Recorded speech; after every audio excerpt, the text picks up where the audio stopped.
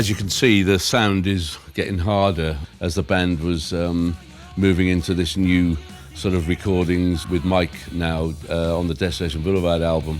We were allowed the total freedom of the arrangements. We weren't being asked to shorten things or, you know, that guitar part's too long or that drum break gets in the way of the voice. You know, we were allowed to just play with a little bit more freedom. Hence, a song like Turn It Down is quite open. It's only got a couple of guitars on there and very few overdubs, but it still had the traditional sweet 4-part vocal harmony.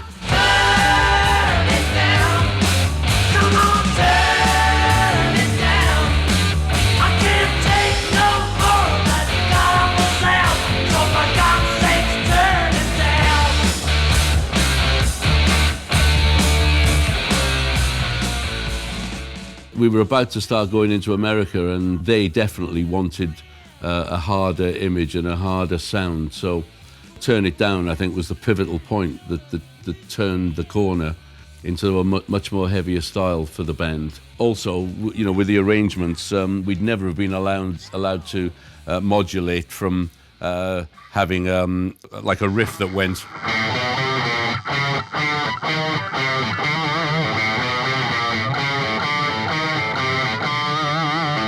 You know, it would have been a no-no because that's too avant-garde, you know. That's what Frank Zappa used to try and do. So, you know, the suite, no, you stick to your 3 or 4 chords.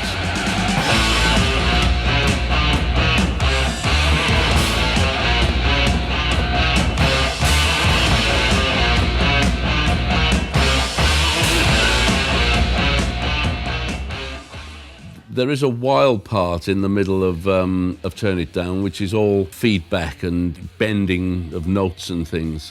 It could never ever be recreated because I did it 4 times and the studio engineer pieced together the 4 best bits. Found a little bit of feedback from there, an arm bend from here, and so it's one of these real one-off situations. And when we used to go on stage, we kind of dropped it from the song. It was something. It's unique and it's on the recording, and that's it.